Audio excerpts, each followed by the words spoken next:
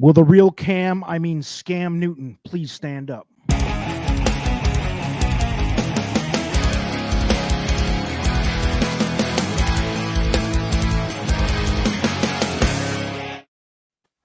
Trust the Profits, Week 13 football rundown coming at you.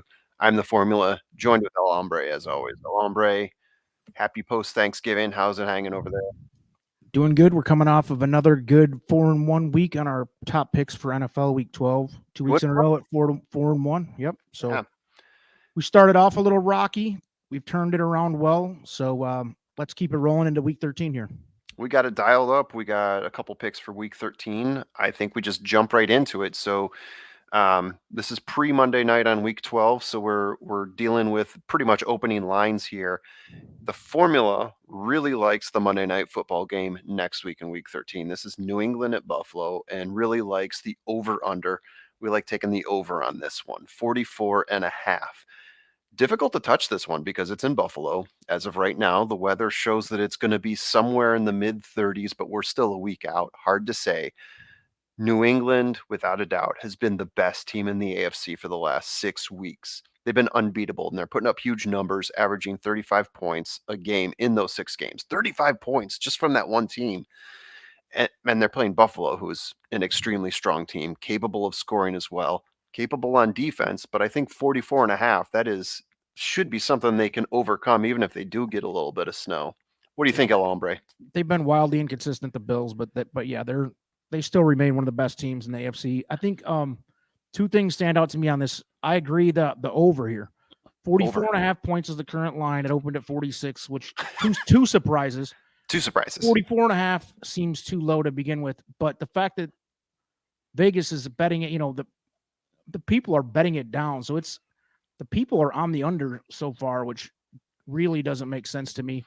Yeah. I would hammer the over on this with one caveat that if it is a snow festival, it is in Buffalo, so that could become an issue. But yeah, I really like the over here. And to me, that's the only issue I see. I mean, I really like it. Yeah, I mean, if it turns into a complete dumpster fire of weather, then yes, you might want to rethink this one. But it doesn't look like it. We looked at the weather, and it doesn't look too crazy. Yeah, it is Buffalo in December, though. Yeah, and that one is our biggest stretch. We have that as an 11-point difference from what the over-under gives you. After that, things start to mellow out. We don't have as high confidence as we had last week, but we still have a couple good games that we do feel good about. Just the confidence levels aren't as high. One of them, I am not going to play, Dallas at New Orleans. We've got that as a 47.5 over-under. The tool likes the over, but what we have to keep in mind is that I think it's still getting overplayed with the whole Jameis Winston saga versus whatever comes after him. So I'm not touching that one. Instead, I'm going to Washington at Las Vegas. They got the over Dallas game. Dallas and the Saints are Thursday night, by the way. That's the Thursday night game this week. Okay, so who we going with? We're going to Washington at Las Vegas. Washington at Las Vegas. That's an interesting matchup. That is a very interesting matchup. 2 teams where I really don't know what they are.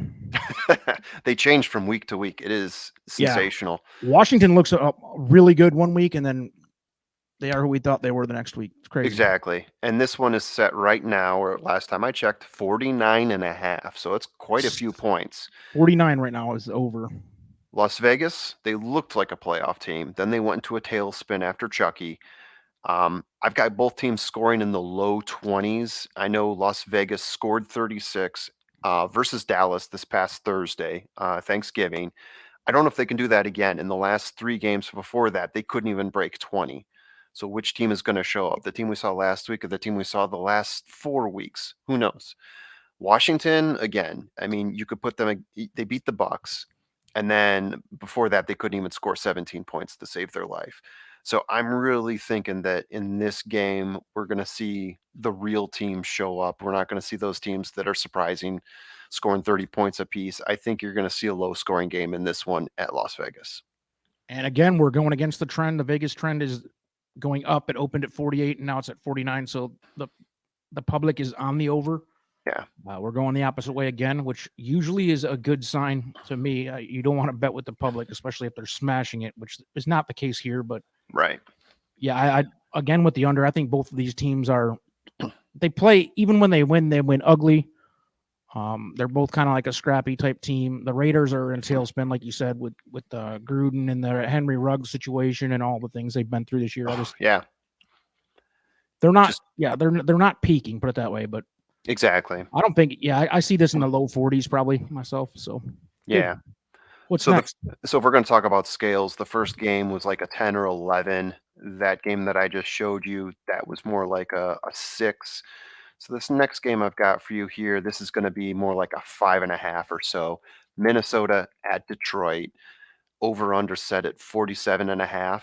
I'm afraid to ask what we're doing here. Under. Detroit can't score. I've got them in my tool scoring 16 points, which if you've watched them play, that sounds about right. So if you're saying that they're going to score 16 points, that means that the other team has to compensate with at least 32 points. Could be possible, but also keep in mind that Minnesota is going to be without Dalvin Cook. Detroit's defense has been a little bit scrappy enough to keep them at least close, but not in the lead in any of these games, right?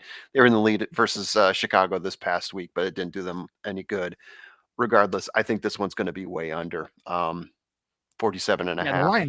The Lions are not even capable of scoring 20, and if they're able to keep this thing even close, which they could. I mean, they've been playing, especially division games at home. They play tough. Yeah. I don't think the Vikings are going to go score 40 on them or nothing crazy. Especially with Cook out. That's a big one. Yeah. They've been good without Again, with the under, hammering the under. We hammered the under last week. Yeah. On 3 of our 5 top 5 matchups, and we hit all 3 of those.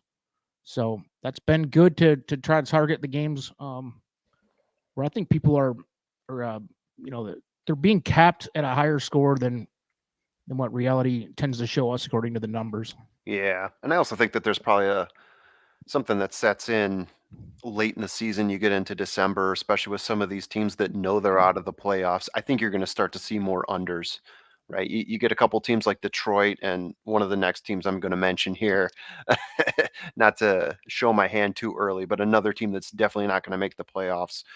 Not a whole lot to play for. You're not going to see a lot of points come out of them at the end of the season. Yeah, they're going to start subbing in some backups and giving people a shot, stuff like that. Yeah. Where are we going next? Jacksonville at Los Angeles Rams, right? So Jacksonville, another team that's playing more for a draft pick than they are for any sort of postseason recognition, right? The over-under on this one is set to 48, similar to the last game. I'm going under on this one. So Jacksonville's averaging 11 points its last 5 games, looking even worse than Detroit in terms of points, right? Even in the win that they had against, and I can't remember who it was against. I think it was the Buccaneers or some crazy team that they beat, but they only scored 9 points. The Rams should over Buffalo, if I'm remembering the right. Buffalo. Game. Thank you. I knew it was a playoff team. So the Rams should rebound here. They've had 3 losses in a row. And they're also what's going on with 9? That's our fan. We're big fanboys in 9, Matt Stafford, and things were looking untouchable the first several games, and now all of a sudden here's the Rams. Yeah, they play. They're still in good shape, but they gotta turn the ship around, start winning some games here. Absolutely, they can't keep losing. That's for certain. But in the 3-game losing streak, they were averaging 18 points per game. This is a team that should be scoring 30 plus. I think even if they do score 30 plus, I don't think Jacksonville's going to score enough to make up for that and make it a 48-point total or go above 48. So similar to the Minnesota-Detroit game, I think this one is definitely an under. 48 is just too high. I see this is the type of game where the Rams rush out to a 24-0 start and then take the foot off the gas, and the game slows way down. They try to eat some clock. Yeah, rest some of those vets. Make sure that maybe Stafford a 30-10 type of finish or something like that. But right. Okay. Yeah, we're hammering the unders this week so far. What else we got next? For the next one I got, we're gonna play the line a little bit here. So we got Denver at Kansas City. Kansas City is currently favored minus 9.5. Kansas City's been more Jekyll than Hyde this year. I think lately they started to pick it up a little bit more, but I still don't really trust them to cover 9.5, 10 points at home against Denver. Denver has been they've been up and down as well. They've been pretty good. They had good wins against the Chargers, good win against Washington. They had one against Dallas. They did drop one against Philly. But in their last 4 games, I would say Denver's been more on the upswing than on the downswing. So I think 9.5, I'm liking Denver in that last game. Yeah, that's a lot of points for that matchup. And I don't know. It looks like Vegas has bet the line up to 10.5 and then back down to 9.5 where it started. So I don't know. Yeah, I'm not super high on this game at all because I think it could go either way. But I do, if you put a gun to my head, I would take the points there for sure. I mean, because KC has been better lately, like you said, but right, I'm not sure that they're ready to just blow out Denver. And 9.5 points is a lot of points. Right. When we put this through the formula, we had Kansas City winning by 4.9, so about 5 points. So we're looking at this as being about a 4.5, 5 point difference from what the line is showing right now. So we think it's going to be a little bit closer. We still have Kansas City winning. And again, when I told you about, like, the first one was an 11, then it was a 6, and then it was about a 5.5. This one's about a 4.5 for us in terms of confidence. Yeah, the Denver's one of those teams, and as you look at the top of the screen now, 49ers are another team. It seems like they can beat anybody out there or lose to anybody. Like they're just kind of been all over the place, Jekyll and Hyde, like you said, and I don't know, it's an interesting matchup. I do take the points if I'm not sure. So that's a lot of points. Yeah. And the Chiefs are heading in the right direction finally. They did start off real bad and slow. Everybody was burying Mahomes and the whole Kansas City organization after a couple weeks there, but they're back. Absurd. They're going to make Completely the playoffs. Absurd. Yeah. They probably have as good a shot as anybody to win the AFC. I mean, based on the rest of the great, quote unquote, good teams in the AFC are a little bit suspect too. When the best looking team out there is the Patriots with a rookie quarterback. Yeah. I don't know. It's going to be fun to watch how this develops this year. Yeah, I'm excited for the playoffs. I think it's going to be interesting. I do like the fact that the Patriots are coming back. I mean, a lot of people are probably not happy about that. Bill Belichick proven a lot with that. I mean, that's people again, just like the Mahomes thing. He had a few bad weeks, and all of a sudden, people were, "Oh, Belichick couldn't do anything without Brady. It was all Brady." I told you. And now here you go. They're 8-4 with a rookie quarterback, and the fact that they started behind the 8 ball to come back and look as good as they look right now. I mean, they're killing people right now. Yeah, I love the comp too. I mean, you think about Brady when he came in. I think he was in his second year, but he really played nothing in his first year, if I'm remembering it correctly. Came in for Drew Bledsoe, and all of a sudden, it was just the Tom Brady show. Just slowly creeping up win after win, and that's what it feels like now. Only it's like 20 years later. Yeah. And Bledsoe, by the way, was one of the best quarterbacks in the league at that point. And I remember that was his team. And Brady came in, and one of our good friends, Miles, huge Michigan guy. Yeah. He's like, I cannot believe Tom Brady is in the Super Bowl. I know. You couldn't. He was not a great college player. He was a good college player. I mean, everybody knows the story with him, but there's a story behind that, though. He was a great college player who was overshadowed by a guy coming in, Drew Henson, who got all the hometown accolades. But if you look at Tom Brady's stats at University of Michigan, and you look at the games he won and the one game he lost, it was a completely impressive resume. He just looked like a stick when he was in the combine, and I think that was part of it as well. Completely efficient too. But the one game he lost, it was a defensive loss. I think they put up like 38 points and lost to Northwestern somehow, right? Something crazy like that. One of the worst athletes in the combine history, but he don't lost judge him off his fat, 40. and he's got, obviously the football smarts to be the greatest of all time. So absolutely, that's that story. I wanted to do one more thing, a little fun game we got here. Love fun. Anything else you want to cover before I jump into this thing? I mean, we could talk horse racing, but we can jump into your game first. No, let's talk a little horse racing. For anybody who's new to our channel and here for the NFL, we primarily focus on horse racing most of the year. Obviously, we're spinning it, doing some NFL also, and hoping to do well in both. But what do we have here for the rest of 2021? Because we have not focused much on horse racing because we pushed so hard with the Breeders' Cup stuff, and that's over. And now it's kind of the lull of the season. Yeah, we got some probables coming up that we can talk through. So this weekend, December 4th at Aqueduct, we got the Remsen and we got the Cigar Mile.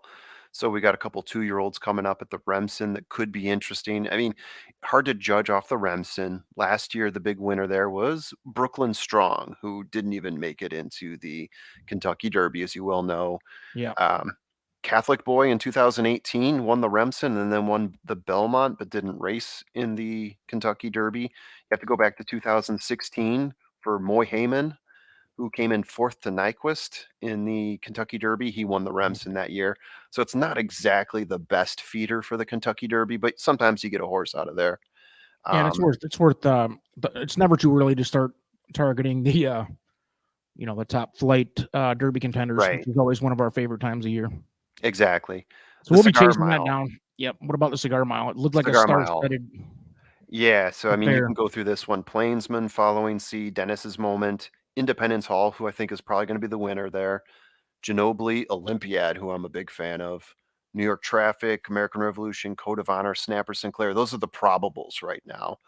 I mean, I'd love to see Olympiad win, but I think Independence Hall has really been shaping up to be a strong horse. That was almost like a who's who of the horses that were supposed to be Derby winners early on in the Derby chase a year ago. 2 years ago for some of them too, right?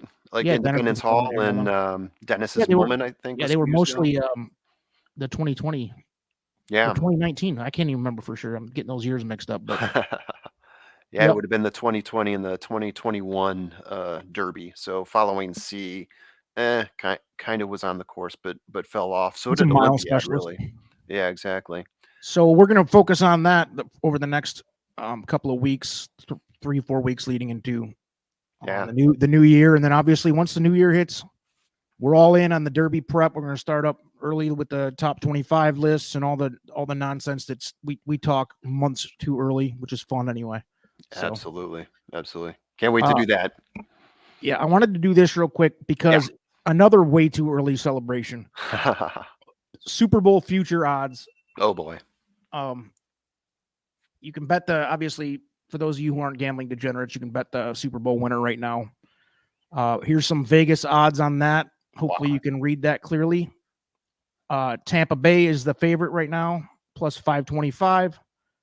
Kansas City, surprising, Kansas City's second at 700, meaning that if you bet $100, you win 700. Basically, it's 7-1. That is all the way down to your Detroit Lions, who are 1,000,000 to 1. Might as well be infinity, which is mathematically impossible for them to win it to even make the playoffs, I think. So yeah. But who do you see on this list? Clearly, for the most part, these look like they're in a pretty fair order as far as the powers go. Yeah. But if you had $100 and a gun to your head, and you had to pick one where you feel like you could get a decent return, like a longer shot, I guess, not necessarily your favorite. Yeah. I got a follow up for you when I do answer this, and then you give me your answer. So let's see. If I were to pick one, and you're saying getting a return, I'm going to stick with. Well, first of all, who's your gun to your head smart bet that you have to win? You're really trying to make scrounge out a couple bucks, and then if you wanted to take a flyer on somebody to try to make a big return. All right, I'm going to go Brady Belichick. I'll go Tampa Bay as the gun to my head. I'll go with the favorite. They won last year, and then the Patriots. Okay, Patriots at 11-1. They're playing at the caliber that be the team that could do that. So that's can't hate you for that. I think gun to my head, the same thing for me. Tampa. Yeah. I'm not taking New England. I just don't think they're ready. I think that Jones might get there with that club. I don't think it's this year though. If I got to take a flyer and make some real money, I'm looking 30-1 at the Bengals. And that team you stole my team. Yeah. That team is looking pretty complete at 30-1, man. Come on, bro. And that's what I said last week. Let's be honest. Yeah. I doubt they're going to win. I don't think they're going to win, but I think I would take them over a lot of those teams above them. Like the Ravens and even the Cardinals. I don't think they're ready yet. Buffalo, Green Bay. I don't really have enough faith. I don't have a lot of faith in them. I think you just answered the question I was going to ask you too, which is how far down can you go on this list and still find a team that you think will win? And for me, it was going to be Cincinnati. Yeah, right in there. The Bengals and Chargers, maybe. Chargers don't look like they can do it. And if you really wanted to go crazy, no. I love the Chargers too. Yeah, I don't think you go any further than the Bengals. Niners are out, Broncos out, Raiders out, Vikings out. I mean, once you get down there, it's so easy to Niners are toss them. kind of playing pretty good right now, but they're all over the place too. But Super Bowl. Yeah. When you say Super Bowl, no. Where you actually would put some money on it? I actually would put some money on the Bengals, man. And I look at this and I think, how did New England get so high? How are they above the Rams? That does surprise me because they're 8-4. They're almost to the point of being locked. I mean, another win or two, and they'll at least be locked in the playoffs. Although the Rams are 7-4, where they are, they're only in one game apart. But yeah, but that 3-game losing streak, that'll kill you right there. Maybe now's the time to take the Rams because the losing streak they have drops their odds down. So maybe now's the time to say go Rams, and then they pick it back up and have a strong finish. I'm surprised they have Dallas this low with all the slappy Dallas fans that go wild over them. the best average team in the world. That their fandom's nuts, but yeah, I don't know. I think they're kind of back down to reality a little bit too. I do like your pick because when we talked about it before last week, I was bringing up the Bengals. That was my team. But I love Joe Burrow, man. I think he's scrappy as hell. And Joe Mixon, other than the woman beating stuff, that dude's a monster. I wish he didn't have all the reasons to hate him because I know he is a beast. I like watching him run. Yeah, for sure. That team is really well built. I'm taking back what I said. I'm going Bengals. I agree with you. 1,100 to 1 versus 3,000. Yeah, if you're gonna take a stab, 30 to 1. Might as well. I mean, I'm ready. 30 to 1 versus 11 to 1. Let's submit the bet now. I'm in. I'll split one with you. Sounds good to me, man. All right. I think that's a wrap on week 13 preview. Anything else? That is all for me. Good luck, everyone. All right. Good luck. Let's roll 4-1 the last 2 weeks. Let's do it again. Peace out.